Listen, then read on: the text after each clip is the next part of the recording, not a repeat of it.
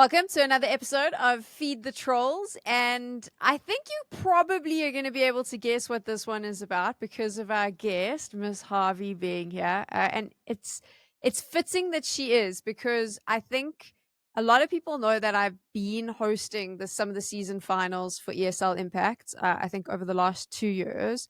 But what a lot of people don't know is I started before they had the actual league. They did the first ESL Impact in Valencia. It wasn't even season 1. I think it was just an invitational. And that was the show. There we go. It was my second CS desk hosting job that I did after Pinnacle. Miss Harvey was my analyst. And a little bit of lore for you. After that, what happened was there was a producer in the ESL offices. They were busy prepping talent for the Americas RMRs for the Rio Major. And that producer went to someone called Charlie, who is one of the main producers behind ESL Impact, one of the main women who push and work on that project in ESL. And Charlie said, I know someone you should hire, and you're not going to know her, but I've just worked with her. And Charlie suggested me to this gent, who then took a chance on me. I got the RMR job, and I then started getting CS jobs. I would say the RMR was the big one where I could kind of show what I was capable of. I didn't get the ESL jobs after that, the Impact jobs specifically. Those went to Frankie. But I got some other ESL jobs. So in a weird way, Miss Harvey, you were there for my origin story. And it was ESL And without Impact, you might not be on top CS set. So either you now hate Impact even more, or you love Impact. It depends where you go on that one. Depends. There you go. But there you go. Yet another one. I didn't know that story. I knew it was there, but I didn't know that story. That's cool. I actually forgot about it until today when I was prepping the show, and I was like, oh, wait, there is a nice little link to start this off, because we are going to be talking about that big announcement that came up. And I suppose I'm going to sound like such a Debbie Downer. Everyone was shocked and surprised. I said at the beginning of the year that I thought this was the last year for ESL Impact. Right. What was giving you that inkling? Well, I mean, I think VRS, I think all of the TOs there was clearly like concerns about getting teams involved. There were money concerns. We kept hearing rumblings about ESL doing retrenchments. And I kind of was like, hold on, challenges dead. Like a lot of tier 2 and tier 3, they're culling those events. I was worried. I actually think I mentioned it to B-Dog, one of the casters. I said, my guy, I'm a bit concerned that this is coming to an end, purely because from a business perspective, it was clear things were cutting down. But despite all of that, I'm curious, Miss Harvey, were you surprised when they announced that they were bringing it to an end at the end of this year? I feel a bit similar from where you're at. The signs were not looking great, I would say, especially because let's be real, the money shrinking at ESL EFG Group has been, we know what's going on in the NSC, but I don't know how much you guys talk about it in the show, but, the profitability pressure and, when you have to put numbers on a sheet and decide what to cut, like there was a part of me that knew this probably was coming. What I was shocked about is the way that they told us. I have to try to understand from their point of view if they were doing it us a favor by telling us so early. Because like knowing EFG and all these programs, they usually wait so late in the year to let us know. Even like when's the next tournament? And so they told us we're in October right now, and they told us like one day before they announced, and we're in the middle of the season. Yeah. Playing for their final. So that concept I thought was a bit strange. Look, I don't really know.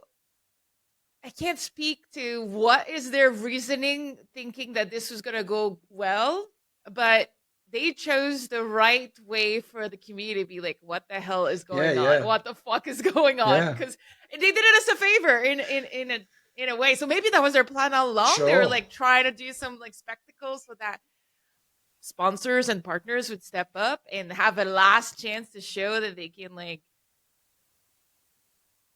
help. I don't know, man. But this whole thing was really bizarre. We had like less than 24 hours to turn around, think about our budget for next year, make sure that we're still there, warn our players, support our players, and we were getting ready on that same day to play for an Impact match in a league that was canned. So it was really bizarre.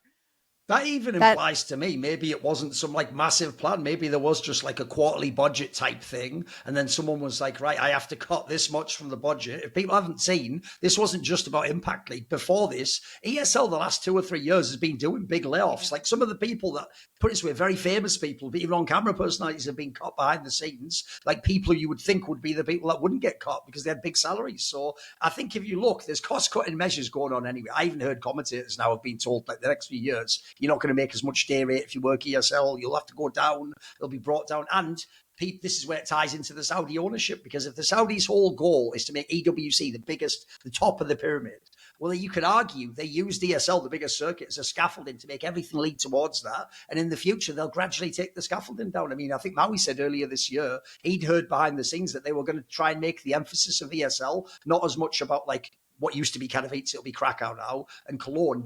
They would sort of be the second tier, and then EWC would be like the ultimate goal of like what you're aiming towards. Well, if you get that, if you succeed, if you're cynical and you think the other parts don't make you money, you get rid of them like scaffolding. You take it down once the building's built. So part of me even wonders about that. But actually, that's one area I was surprised by this though. I genuinely thought the whole Saudi angle was even actually a reason to keep this league going. I thought if you were wanting to play like a PR optics game, the best angle if you're the Saudis and people say you do X, Y, and Z and you think these things is to go, what do you mean? We support the only women's Counter-Strike. That's actually quite a good PR angle. I think that isn't that worth something. So I'm even surprised that they dropped this though, because I agree. The way they dropped it was like anti-PR. Like there's a way you could have done this, at the end of the season with a big send-off and, X many years, 8 seasons and all the things we've done. And you could have done it so like people would be like, well, I understand, I wish you could. But you did it this way. I think pretty much everyone was like, either this sucks or like, fuck you. I was like, it didn't seem like anyone was like, oh, that's fine. No problem. Yeah. I don't think I've seen some like a tournament shut it down unilaterally, especially in women, unilaterally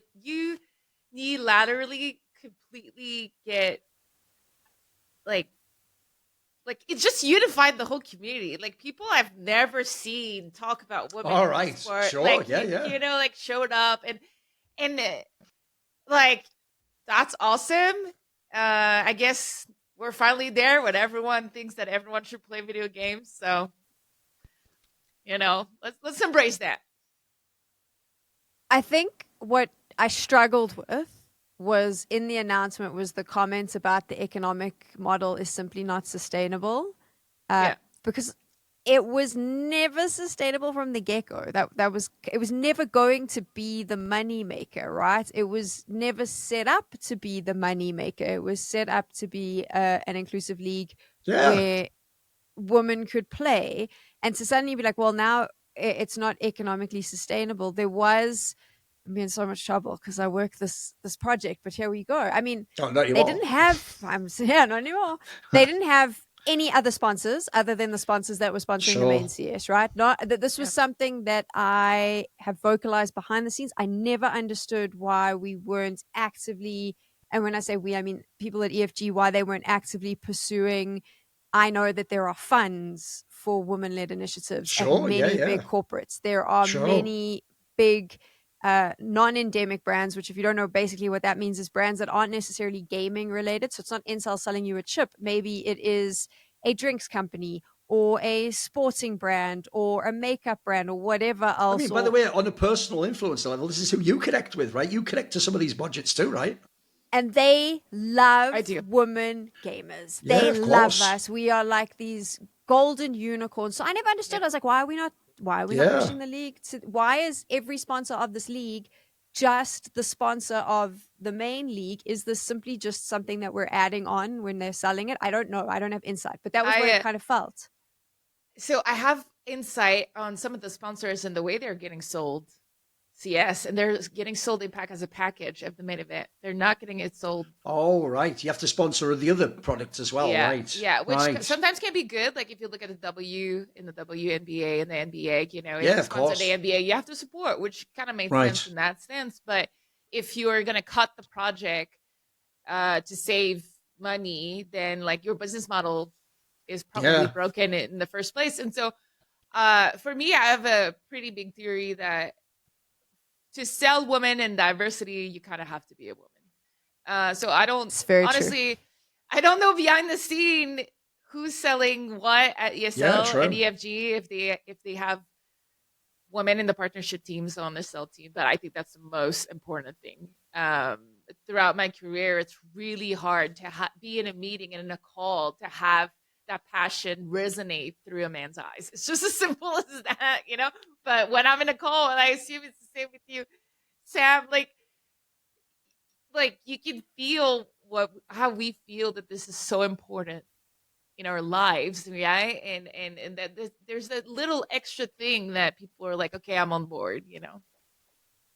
So I do know that there are women selling at EFG because I've interviewed Okay, them that's for good news. another That's show. good news. They're I just don't think this was ever packaged, and this was another thing that bugged me because I was like, of course it wasn't going to be economically sustainable because the finals are scheduled slap bang against the finals of IM Dallas, so you're competing with the main event, and I think Thorin and I were talking about this just before we went on air, and I said I had a bone of contention with a comment in one of his social media posts about this, where he said all these people who are crying about this this project being axed, like where were you? You weren't watching it. Yeah, you why didn't weren't watch supporting it? I posted like, exactly the same thing. Yeah, but the problem is it'll be the way I said it, you know. It's something Yeah, about something about the insult in it, like vibrates more when you do it. I get it. It's the Thorin brand. But here's my thing. I was like, to be fair, that's also unfair because the finals are always direct. They directly, they conflict with the IM Dallas finals. And if you're a CS fan, you're going to want to watch IM Dallas. And then I think Maui had a YouTube video that came out today where he was talking about Impact. And one of the things he said, well, and sorry, Maui, I'm going to throw you under the bus. But he was going, I'm going to support season 8 now. I'm going to watch the season 8 finals. I'm going to give them a view. When are they? Tick, tick. Oh, I watched some of it. It's during the major. And I was like, boom. Right. There it is. Like that is and no, like I don't take it away from Maui. Like I completely get it because I feel the same way. I was working that project and the moment we would finish, I'd be on HLTV looking at what happened in the other events. And I do think that I think the biggest viewership for an Impact final was season 7 when they made it the curtain raiser for the IM Dallas final. That was a banger, wasn't it? Like, if you ever go back it was the beginning of this year. On the Vilga episode, I even said that was one of my ideas is because they always have what I think are rubbish show matches in CS where it's like they're never as good as you think. Like they have all the Kenny S and that, but it's never that great a game, is it? I always said, why not just put the Impact final before that? Then you basically, that's all the CS there is to watch. So you're going to watch it as the warm-up. It's like watching one NFL game before the next one. So I thought that was a good idea, but why didn't they do that for season 8 then? Well, they scheduled it over the major for some reason.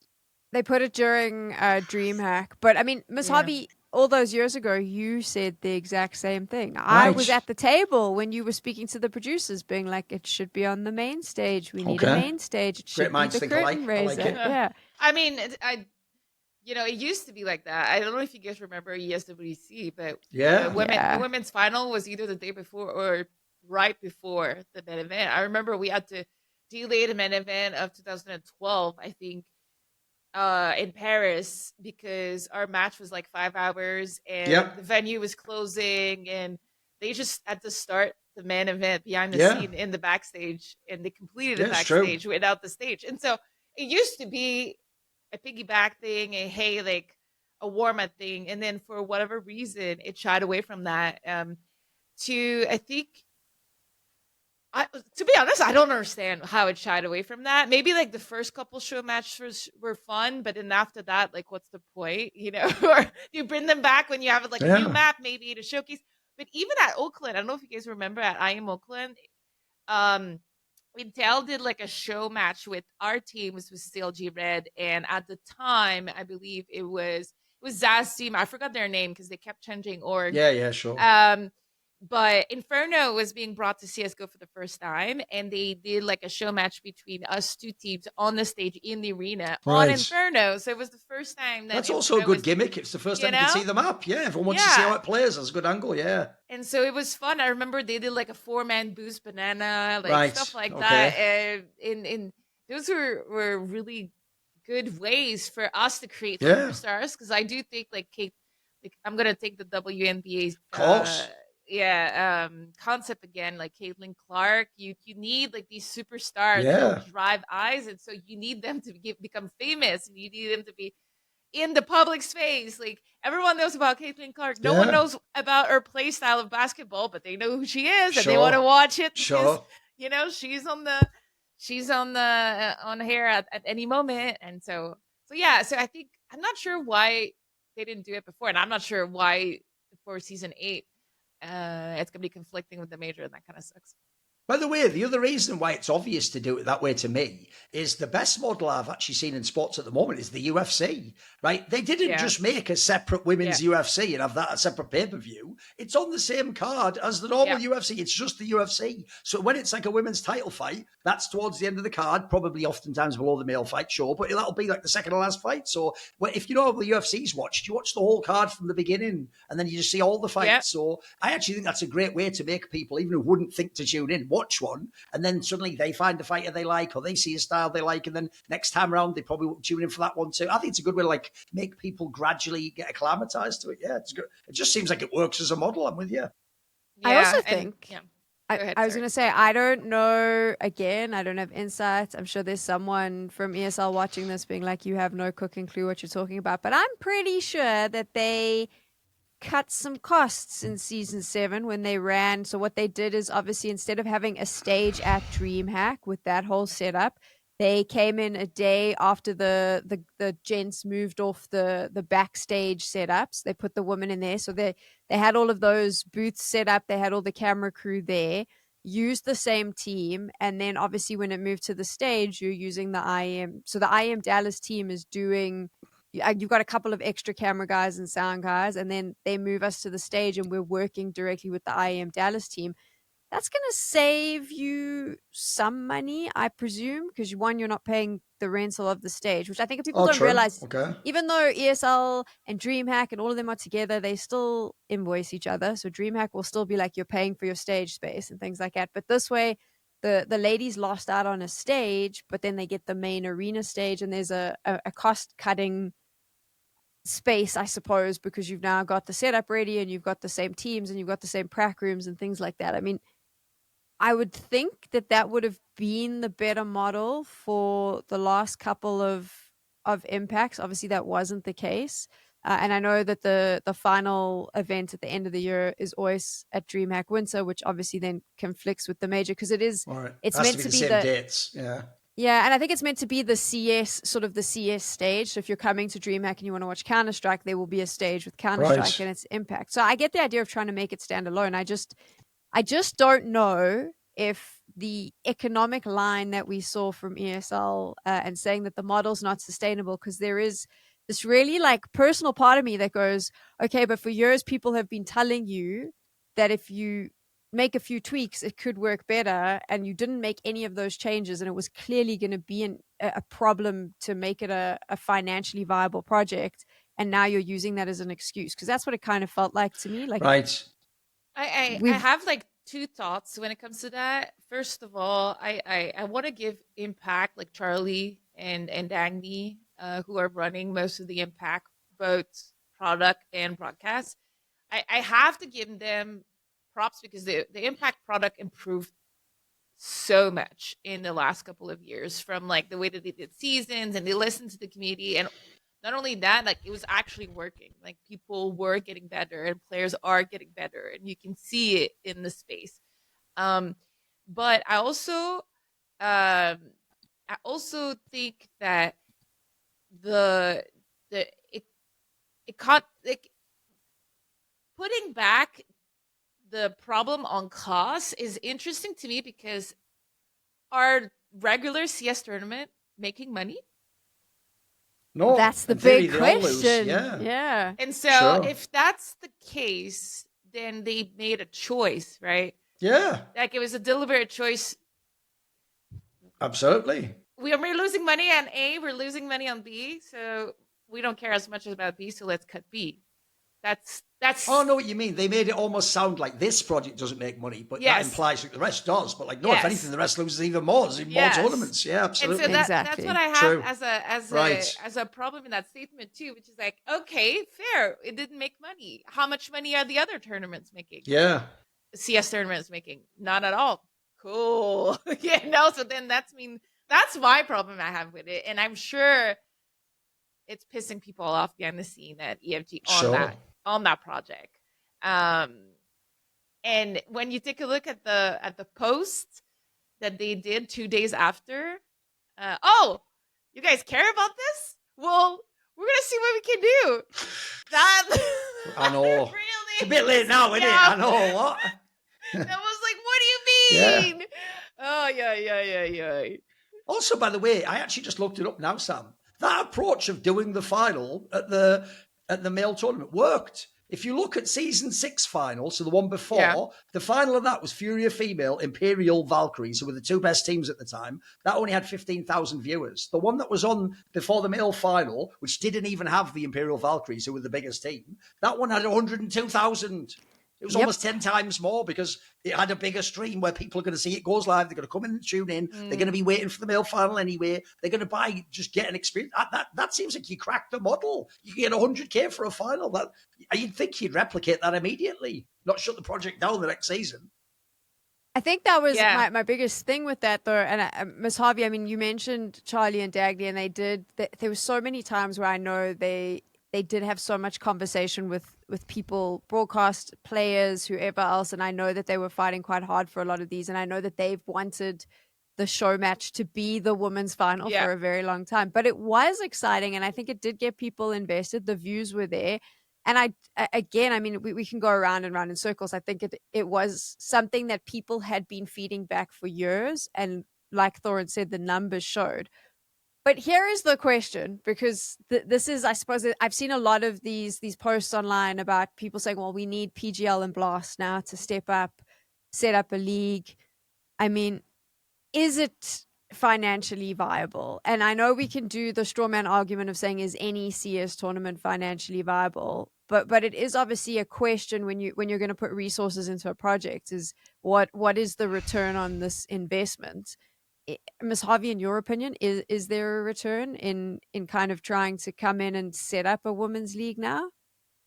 I mean, most of the diversity initiatives in a minority environment, the return is not necessarily in money. So it's not tangible. It's not something that you can show, like, here's the amount of money we did, or here's the amount of viewers we had. It was worth it, right? The intangible are changing a community's perspective, are increasing the talent pool and adding to the value of the game. It's making sure that we push for that game in places where honestly they don't have necessarily access to it. Whatever, like in this case, it's a women tournament, but if we're talking like even about having video games being played across the world, one could argue, for example, like I know you're from South Africa, like initiatives in South Africa to push Counter-Strike in South Africa to make sure that there is a scene there, potentially have pro players get to tier 2, tier 1. I'm sure you're not against it, like in concept, even though there's no direct return of money, because hey, like your community needs a place to shine, your community needs a place to practice, grow, and maybe there will be a place for them in tier 1 at some point. That's how the Brazilian made it out. They fought, they like moved, and now there is a Brazilian scene, but it came from like within. And it's something that it's hard to explain to people, and I often try to make the parallel between collegiate initiatives, between country initiatives, between any other kind of tournament that would make sense, that is restricted and not open to everyone. It's kind of the same thing for women, in my opinion. Does that mean they deserve to be on a stage? Does that mean they deserve to have X amount of prize pool? Maybe not, but having a sustainable circuit, and making sure that people can improve, grow, have a goal, have like an objective. Right now, what's going to happen with that scene is we're going to go back like 5-10 years within 6 months if there's nothing that comes out of this in 2026, you know? Yeah, the problem I have with it is this was never framed as we're just doing this to make money, like lol, we're going to stack cash. So since that was never the reason, that can't be the reason to shut it down. That implies that what you just don't care about women anymore. Surely the whole reason you did it is you wanted to create a space for women to play in, because guess what? Some of you are women. You have sisters, wives, daughters, girlfriends, etc., etc. So you'd think people would have a reason they'd want it to exist. And then the other question becomes, how do we fund it? I've got a list of people for you, right? First of all, I'll call out the obvious one because they just don't do anything in esports anyway. It's Valve, right? Valve. Do you want to know what? If you want women to play CS and you want it to be advertised as, hey, women play, we have a successful league, you make essentially infinite money. You've got the golden goose, which is the game. You make all that skin billions every year. You don't need a fraction of that to run this project. You could probably do it for a few 100,000, depending on, again, where the finals have to be and how many games have to be on a stage, etc. Then there's another obvious one to me, which is people are saying Blast and PGL. How about just all the companies in esports that never shut the fuck up about how much they love women? They have that fucking National Women's Day tweet prepped and loaded. Well, now's the time to step up to the plate, mate. A tweet isn't getting it done. Press and send on a tweet doesn't change the world in the same way as putting some dollars into something does. Setting up, here's an angle. There's people out there who maybe they can't run the whole thing, but maybe they can provide a venue for one weekend. Maybe someone else can sponsor like the flights of the people. Maybe some talent. You know, those big talent in all the other games that love to do the retweet. Maybe you could do the event for a reduced cost. That'd be crazy. Imagine that, a man coming over and you using your talents to put a shine on here where you say you love all these people, like all your mates, that are the female pro players. By the way, as you say, a government angle's a banger. In the UK, we have this thing where we have a national lottery. That's the only legal lottery we have. And they take the profits from it and they don't just put it in the Bank of England. They put it back into community projects like youth centres and mad shit where like people are doing skateboarding and spray tagging. If you could do that, you can run a women's UKCS league or something like that, can't you? By the way, in the US, the same thing. They have that US aid program that was funded all sorts of things. She's saying about that, like they fund things in other countries to like promote American interests and stuff. What, you can't have it that America has one of the best CS leagues as well. I think that's an obvious thing. And then the collegiate one's a great one too. College programs anyway are running all these different sports things because to represent their teams so that they have status within it. I know those people, like in League of Legends, for example, they have collegiate teams in a league. If they want into esports, here's a perfect angle to tie into, again, how you want to be seen, the optics of marketing that we have a women's division and we support that. And that's what some of your grant money and some of the money you pay for your loans goes. I think this is all, again, you're not doing it like pure, what's the profit in that scenario? In the same ways, it's not like you look at your kid and go, what's quite the numbers working out on Timmy for this season? We're going to have to get him adopted, though. I'm not sure he's hitting his mark. You figure it out. It's your kid, you lunatic. So to me, if you're like in this position, just get the people who claim they care and it's go, okay, cool, here's the collection tin. How much you putting in? I started a list. I started a list. There you go. Sam, okay. I'm like, okay, you tweeted about this. There you go. I like you tweeted it. Okay. about this, and then I might come knocking at your door and asking you to help out. Do you want an idea? I actually had one. Here's the thing. I'm cynical, but I use that to be creative. So I thought of a way, cynically, I reverse engineered. We can see if people actually care. Because there are some people I can tell wouldn't watch it and wouldn't pay. They just say it because they know it's like a free like, isn't it? It's like, hey, you're basically just saying I like women. You say the tweet for certain people. I'll tell you a way we can get virtue signalers to fund the league. On Twitch, when you support the Women's League Initiative, whatever it's called, it's like the equivalent of a Twitch sub will make it, you get a special flair, like a little, could be like a woman like doing like a pause, it could be a little ribbon, a special pink ribbon, only you get if you subscribe. So you can virtue signal, you can be like, look, this next to my name, actually, I support the women. You can see by the little logo here. That could be like $5. It's a little white knight. It's a little white knight. Exactly. Whatever angle you want to go with, that's a banger. Then we can see. Go ahead, just show me. That's not much, a few dollars. If you really care about it, chuck it in. Well, this is yes to all of this. Yeah. Well, that's the thing, right? I mean, but even for me, there's even a model where I don't think we necessarily even have to sell the traditional ad. I do think traditional advertising on esports, there's so much more you could do. And I think that the thing that women's Counter-Strike brings to the table is the amount of content that you can create outside of it and the amount of, I mean, we spoke about like content creation and influencer marketing, but like you could take, and you've seen this with the WNBA, you've seen this with women's football or soccer. Sorry, Ms. Harvey, like soccer, where you can use these personalities in so much more than just the event they're in, and that's kind of what the buy-in is, right? Because okay, that works really well. They have initiatives where they're meant to sort of be more diverse. They've got to use that funding for more diversity initiatives. But then you create the superstars, and imagine you've got a Miss Harvey or a Potter or someone or an Anna who's sort of turned into the superstar that Miss Harvey mentions, and you're plastering her all over your Instagram ads.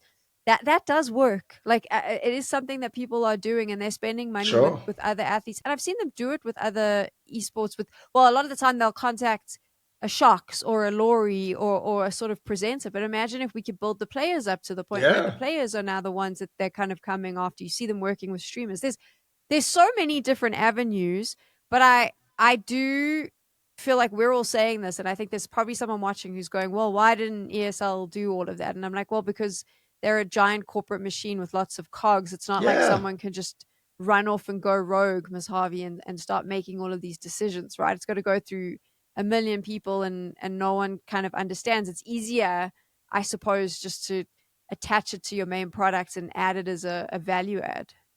Yeah, and like everything costs money. Like everything that you just mentioned, you need someone to do it at some point, you know. And I do feel that a lot of the diversity things are passion projects and people like volunteering, a bit like what Thorin was saying, like volunteering, like giving their time. And when you put it into the machine, this is where like, okay, well, everyone is paid this and their time is costing this, and so it's hard for me to comment on that, but I do know that one thing, the players showing up and talent showing up at these Impact finals are 10,000 times easier to work with than the tier 1 players, because they are so grateful to be there. And so if you ask them, like you ask my players anything, okay, you're going to wear a cowboy hat, you're going to do a line dance, you're going to do this and that, blah, blah, blah. No problem. Like, I'm in. Tell me what time. Like, it's really like, tell me how high. Tell me to jump and I'll say how high. Every person working on content at EFG is always telling me it's so much easier to work with Impact. And so what you're saying is true. Then the sky's kind of the limit of your creativity of what you can do with these players. And even at FlyQuest, I know this is the first time I talk about it, but our diversity initiatives are not making us money right now. And everything that we do to elevate the players is from, hey, I wish that someone did that when I was a player. Right. And so, and I try to do, and we try to do, and we have a good team of people trying to do this, but it's really hard to have one or two people that care to run the whole thing. And I'm really glad that I have more than 2 people now, like other women, other people that really care about Red, as I'm not fighting this fight alone. So again, I don't know at EFG, like how many people behind the scene had this as a priority and whatnot, but if it was just like Charlie and Magni, this is really hard to have like this whole machine turn around and focus on something while it's their priority 3, 4, and 5, on their list. So that one is difficult. That one is, I don't really, that one is difficult. It feels like there should be like in the best option, yes, EFG should have hired like an external thing to run the things so that they could focus it at priority number 1. Like maybe like someone like Sapphire's company, Radiant, like people who are like putting women first in everything they do. I don't know if it would have been cheaper. I don't really know what the behind the scene would have been, but at least it would have never been, oh, this is my priority number 3, therefore I'm going to cut it, I have a controversial take. Go ahead. Don't know why. Surprise. So far, you have not said anything controversial. So no, but what's funny is what's going to be controversial is not for you. It's actually going to be for some of the men listening because they're going to get mad. Right? I'm going to give everyone a really relatable experience. When you go to McDonald's and you buy something on the self-serve machine instead of going to a human because we're in fucking Wally world already. When you go there, before you pay, what's that screen that's really annoying? it goes, and do you want to give $1 to the children's fund? And you go, no, where's the fuck that? They've always worn that part of the button. No, I don't. I just want the burger, right? Why not have something like that in esports in the men's side? So what you could do literally is you could have a thing where it's like, which of you teams, you can put it on the teams, or which of you pro players, here's the thing. Well, all we're going to do is over the whole year, it's just 1%. 1% of all the revenue you make, or all the sponsorship, or all 1% will go and it will fund the women's league. And I'm making it optional. You don't all get forced to do it at gunpoint. You can choose to, because again, all these companies love. Here's why I don't like it. When I say cynical, it's not that everyone in these companies is a fraud. Oftentimes they'll have a woman running the division who does care about it, but the company didn't hire her because they care that much about women's CS or they'd do anything. They just want the brownie points, and we got a woman and look, and she does this, and wow, and we say we support this thing, and check it out. Well, then, okay, again, put your money where your mouth is. There's no point. The reason why you get praised for charity and good deeds is because they come at a personal cost. They're not free. They're not just easy. If they were easy, by the way, everyone could do it, couldn't they? So if you want to be a hero, have a thing where you can opt in. And the major, remember how much money they make? By the way, they make like something like, I don't know, $4 million from all those player stickers. 1% of that, that's fuck all, guys. Get a calculator out. That goes to a women's league. Where are you, JL from Harvey? You love the fucking women's team. There's loads of you players out there. I could write a list too of all the ones you've tweeted. But at the end of the day, if I said to you, would you put anything? You'd go like, pocket's a bit tight as you make $30,000 a month and make $2 million prize money. Give me a break. So that's controversial. I think, because if you don't know, that is how the things like the WNBA run. They run subsidized from the NBA. And there are, by the way, there aren't NBA players going, what the fuck? Why is my money going over here? Like, they don't say that. They let it go. And by the way, in women's soccer, what they do when they're, same as NBA, is they let them use the stadiums. Like, you don't have to have a stadium if you're Manchester City female, because Manchester City male team has a stadium. They book it on a day when they're not playing. You only play like twice a week max in football anyway. The other day, you can come in and use their facilities and use their stadium. Again, like I'm saying, it's easy to look and go, like, ESL's God, like, please answer my prayers. Like, there's people already in the scene who say they care, who can just contribute something that might cost a tiny little bit. I take it a step further. I mean, is it controversial? Here's my next take on this, Thorin. I mean, obviously ESL Blast, they have all these incentive programs now for these teams. They get their appearance fees or whatever. Oh, the club shares and stuff, yeah. Why don't they just say, okay, you know what, we're going to take X% of the club share and we're going to put that into the women's league? I'm sure all of the organizations will be happy with that. Or alternatively, we'll start seeing the top 10 teams at PGL events. Like, it's a win-win for CS I see fans. you made it like a you win either way thing. I see. I like how you did that. Okay. I just wanted to be cheeky, you know. All right. I mean, but there is all these options available. Okay. Like, this is my thing. If it is a finance thing, let's just swing this around, because I had this conversation with Miss Harvey many years ago. Let's have it again, because this is something. Where's this going? Okay. Okay. So I 100%, I am more than self-aware enough to understand the importance of women's leagues in Counter-Strike. I understand why they were set up. I understand why they need to be there and why safe spaces are important. My concern about a women's league has always been, and this has never changed, that I worry that women choose to never leave said space and actually play on the regular circuit. Sure. That is always my worry, that we create a space where they're making enough money, well, they're making good money playing in the women's division, and leaving that makes no sense. And then we create the small bubble where women are never really integrating into the regular circuit. So, Ms. Harvey, I'm curious, is it necessary for women to integrate into the regular circuit, or do you think we're at a space where having a successful women's league that isn't clashing with the major and isn't the same time as the IEM Dallas finals is also okay? What about a third choice, where I think that if you're like tier 1 material and good enough, you will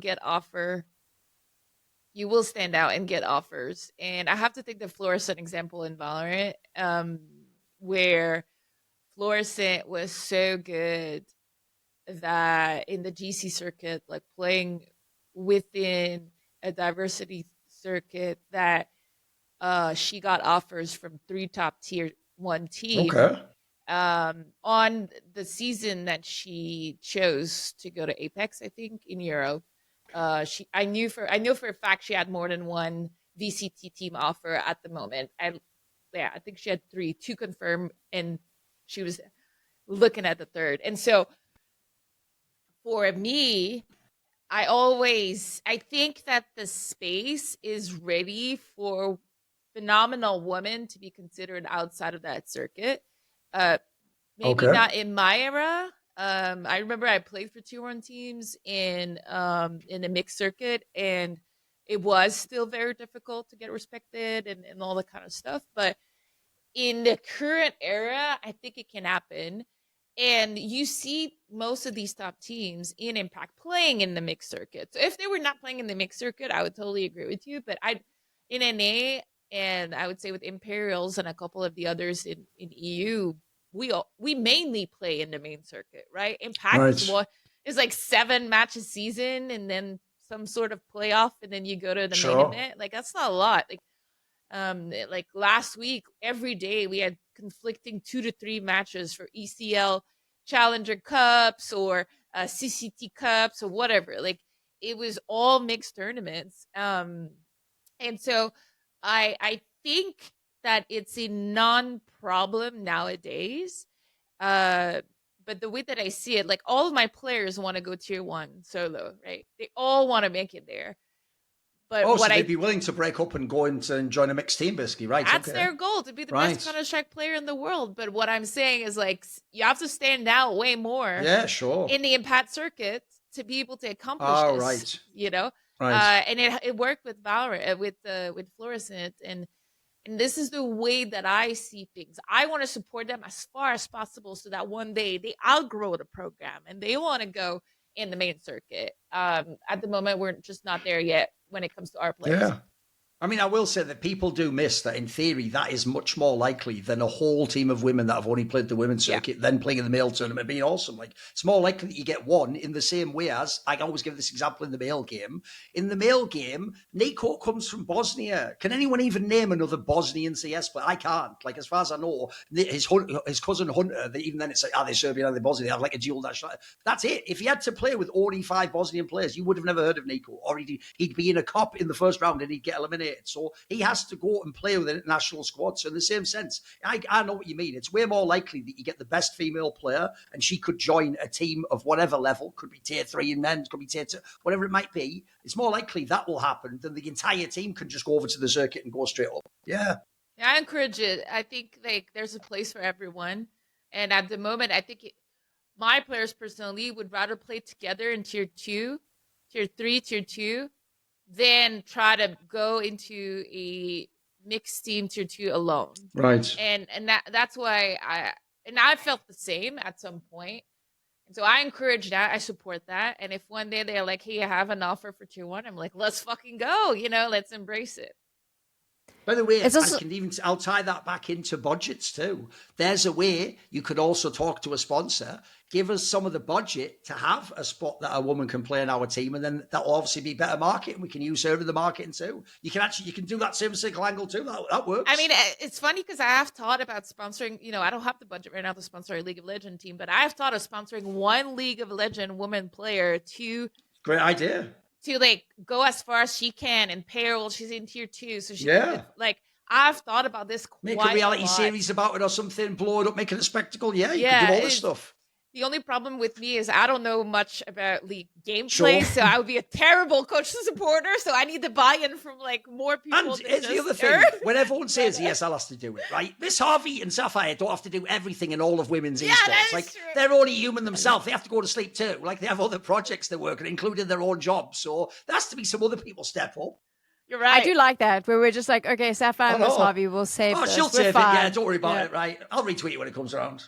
ESL Impact's coming to an end, but those two have got it covered. I mean, it's good for both of you. It shows that your reputation is such that everyone's kind of relying on you to make it happen. But it is something that I've always been curious about, is not seeing sort of more women in mixed teams. I know that there's lots of social dynamics, but South African CS is obviously nowhere at the level it is on an international circuit. But people might not know this. JT, now with Passion UA, he played Battlefield with a friend of mine. She's since passed away, Shaz, and then they both moved into Counter-Strike. Shaz went overseas to play an ESWC event. I think there was a women's team. They desperately needed someone. She went over, she played just because she was Karma, I available. think. Yeah, it was Karma, and they won. And so she Okay. came back, and she played for many years. She was always in one of the top 3 teams in the country, mixed. And she played with JT in Counter-Strike. And I still remember saying to her once, I was like, you know, everyone obviously talks about, and you've heard this, there's always these things, and you've seen this on Reddit where they say, oh, you can't have a woman in a team with other guys because it just adds a weird dynamic and it's strange and it doesn't work. And I Okay. brought all of that up with Shaz, and she just looks at me, and I'll never forget. She was like, that's all. Excuse my language, but this is how Shaz and I spoke. But she went, that's fucking bullshit. I'm really good. None of the men give a shit. They just want to play with people that are really good. Okay. And that was it. And that's kind of stuck with me forever, because I think that is the case, is that at the end of the day, when we're playing CS, we do actually just want to make sure, Miss Harvey, that we have the best teammate. We don't really care whether they're male or female, so long as they're hitting their shots. Yeah, I have been on both teams where they don't give a fuck if I'm a woman, even though I'm a woman, and I have been on teams where all of a sudden there was a jail's girlfriend, and like it became like a nightmare. And so wow, I would say that you can't really predict what's going to happen. Sure. And I've seen staff to be worried. Oh, if we have a woman on the roster, Sure. like we're gonna have to like pair the rooms differently. It's gonna Yeah. add cost. So, which I find that part bullshit. But it has happened. So I think it's still not just purely, oh, the players don't care if you're a woman. I think it's like it's still a touchy subject. I'll tell you a reason why.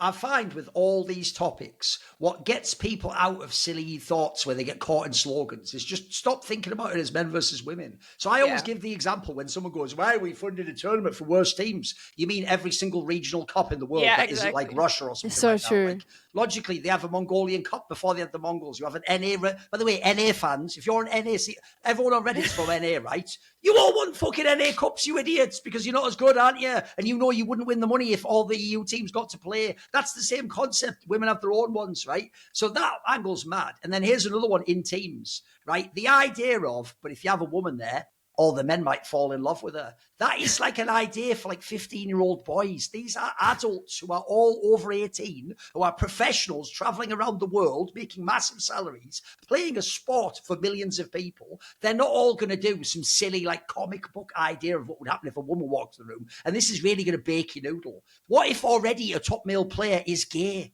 By that logic, can he not be in the team in case he falls in love with someone? It's a mental idea. It's not actually a logical idea, is it?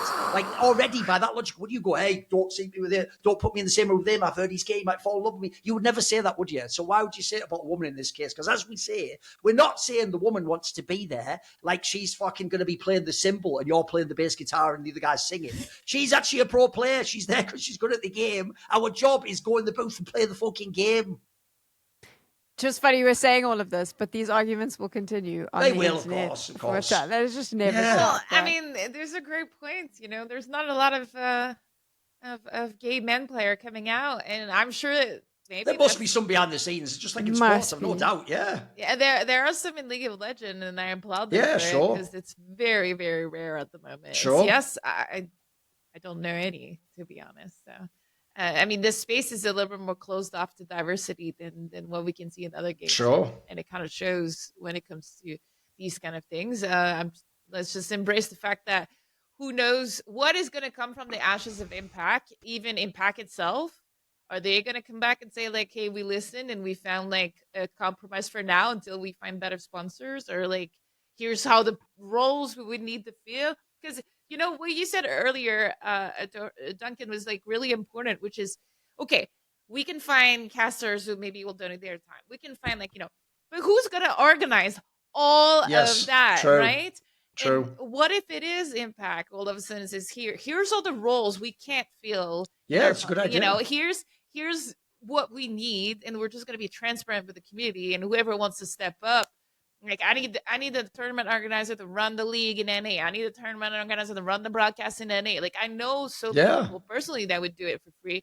And okay, that cost of budget is cut. Like, but at the end, you still have your showcase in the arena. You still have, you know, and that would be a good angle.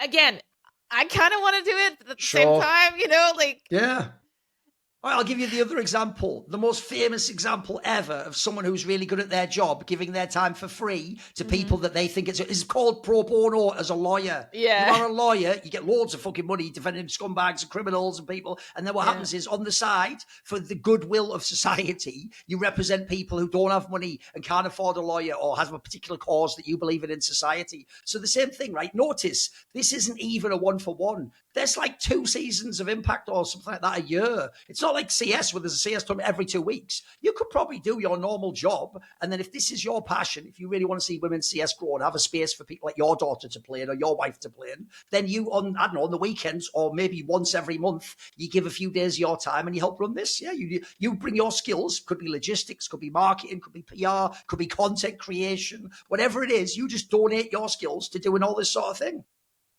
Yeah. I think there's lots of people. I mean, I think there's lots of people who would. I do think that the issue then becomes. I also think there would be. Yeah. But this will happen, is that a bunch of people, when we all go, okay, cool, here are the roles, we need you to donate your time for free, they'll go, but it's EFG, they have Saudi money. True.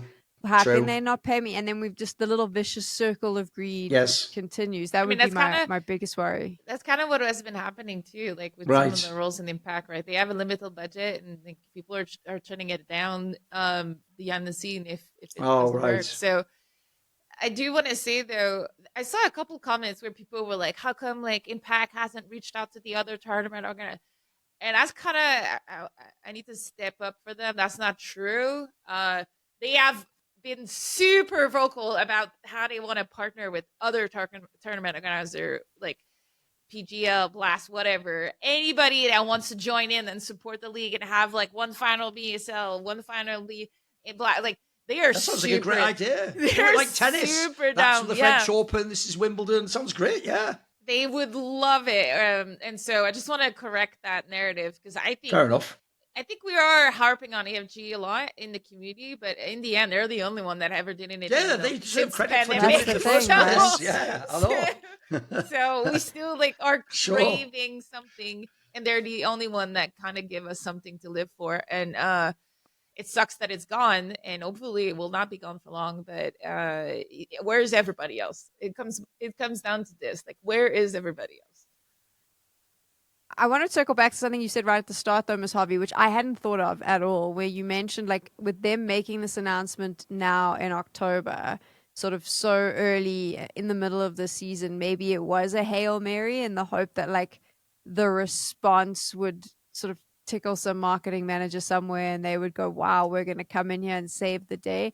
I hadn't actually thought of that as a play, but the more we've done this episode, the more I've gone, that could have been a You'd thing. get a lot of community goodwill if you did it right now. The time is right to strike. If another TO suddenly announced now that they were going to do something next year. I mean, that's when the budget are locked for most of Q1 for 2026. So, like, they can't come in, like, December 20th and be like, hey, we need, like, 100,000 for in 2 weeks. So it's even a bit late, I would say, for the Q1 budgets. But it's important to think that maybe there's some companies who have leftover for 2025. You usually see a lot of money come in. Hey, last minute we have extra money, or we saved too much, like we need to use it. So it's just very bizarre to me. If they didn't plan to shoot themselves in the foot to maybe get some community sentiment in it and stuff, like they really did a terrible job. Yeah, like, true. It's either they planned this and they wanted to like get something out of it, or they're kind of terrible at marketing and PR, because this was a catastrophic announcement.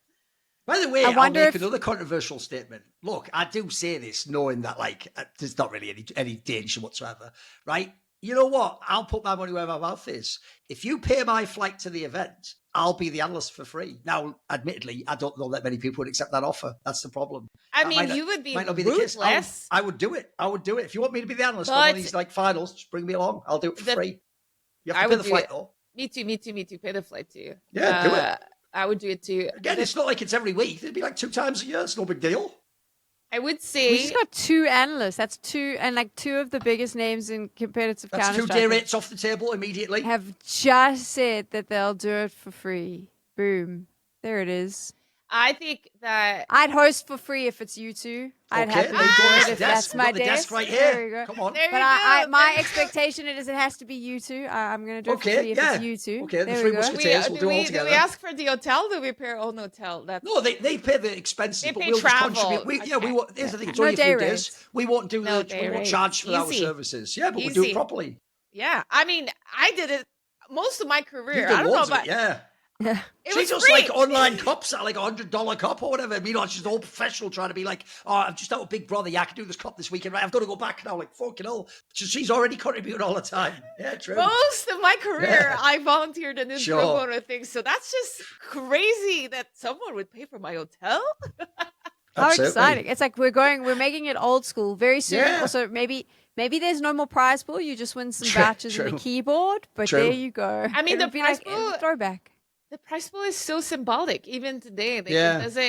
it doesn't cover your whole year of working full time to get it. Yeah, it's Yes. really nice. It's like at least I got like maybe $1,000 for myself, or but it's really symbolic. You don't do it. For If the anything, you do it's it for better the to glory.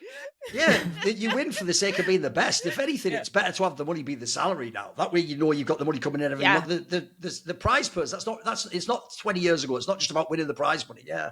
Yeah. It is about the symbolism. Well, there we go. We have a desk. That's a start. I don't know where we go from here. I've never arranged an event this big, but there we go. If anyone's watching, we have the desk number. Do you know what my favorite And also, thing? if you want to turn around how people perceive women's CS, mate, people are going to want to see what the fuck I'll say. I was about to Just say saying, I wanted to You know, I wanted to what end the angle am I show gonna by go with? I wanted to end the show by pointing out that I've been doing Feed the Trolls for like a year and a half now with Thorin, and I constantly have to read online about what a misogynist and woman hater he is, and I'm like, pro bono every week. He comes on my show. It's on my channel. He gets nothing from it. He just gives up his time. He's quite happy to join. Now he's offering to do it for free and come on the desk. And yes, he'll be controversial and maybe he'll hurt your feelings, but for a woman hater, he's doing a lot more than most. So I don't know if people are paying attention to that, but maybe they should, right? I've always been the Duncan defender of Sure. that. You've had a lot of awkward conversations over the years, I can imagine. Of that narrative where I'm always Okay. like, but do you actually listen to what he's saying, or are you just like stuck on the way that he's delivering it? Because he's True. doing that about everything. Yeah, I It am. has everything. Fuck out everyone. I know. nothing to do with- Yeah. I know. with women, So Yeah. I'm with you, Sam. I Yeah. feel the same when it comes to that. I'm an equal opportunity hater. Yeah. Equal opportunity hater. I like Yeah. it. No, but There you go. exactly. It's kind of Yeah, if it's you're true. an idiot, woman or not, Thorin will destroy you. That's Yeah, about it. exactly. So we've actually had like a really positive conversation here. I know it's been all doom and gloom online. If you're on sort of Reddit and social media, everyone's been really down. I also am aware and I'm sensitive to the fact that there are a lot of people who are probably super concerned about their Yeah. livelihoods next year. I'm presuming people at EFG have Yeah. probably, maybe they haven't been let go, but are now going, shit, do I have a job next year? I know that a lot of broadcast talent, and people might not, there's a lot of broadcast talents who solely work on Impact. Like that's their, Right. that is their thing. That's where Sure. they started. It's where they've stuck. They're part of that ecosystem. They're not really part of the broader Counter-Strike ecosystem. So the end of Impact for them is pretty terrifying. And then obviously there's also the players, because while the organizations have come out and said, they're going to continue, they also can't be paying salaries for the next year if there's True. no events for these ladies to compete in. But despite all of that, it has been quite a positive conversation. So Ms. Harvey, am I right in saying that the takeaway here is, while we're all concerned, you don't necessarily feel like it's all doom and gloom? We've been here before. We know that there'll be some setbacks, but we'll find a way again. I mean, my heart thinks that, because it's not the first women league in Counter-Strike that shut down. It's probably the fourth to the fifth, like Sure. as big as Impact Sure. that Sure. shut down. And we always bounce back with better product, with better players, etc. But it is a regression, and it is a job security issue that is right now very depressing. And back in the days, there was more than Counter-Strike. And there was not a lot of games than Counter-Strike. Now there's a lot of games sure. out there who has women initiatives who are looking at women. And so, I think it would be a shame if we just let it happen and without a fight. And that's why like we released a statement where we're going to do everything we can to keep this scene alive. And my priority was really making sure our players knew they have job security for 2026, even with what's going on right now. But what does it mean to keep this scene alive? I don't know. And the dust need to settle a bit so that people who are using this moment as like, hey, this sucks, but I'm not gonna do anything. So these people need to kind of be weeded out. Yeah. And we'll see who is actually serious about doing something and who wants to be on board. And I already have a couple maybe partners who are thinking, hey, when you have a solid project, like come to us, etc. But that will come with consequences. If FlyQuest runs a women program, then we're gonna play in it, and that's gonna be kind of weird. True. Like, and then that means it can't be VRS because it would be a huge conflict True. of interest. And so I want like our support monetary to be like kind of last result just because of that conflict of interest. Yeah, makes sense. But we're still trying to show up and do something. So if I can just be the link, or if we'll try to figure something out. I'm crossing fingers that we won't be the only ones. I was surprised by MIBR who like copied our statement and like just joined us in the fight. And I was like, oh, this is actually pretty cool. So eventually we'll see what they're doing over there in Brazil, and we'll see how we can collaborate if no one shows up and tries to make something out of this potato salad that is like mushed on the wall. The mushy potato salad. I tell you what, if you have any ideas on how to help the women's scene, let us know in the comments. Or you can just be a giant troll and we'll ignore you. It's up to you. And we'll see you soon for another episode.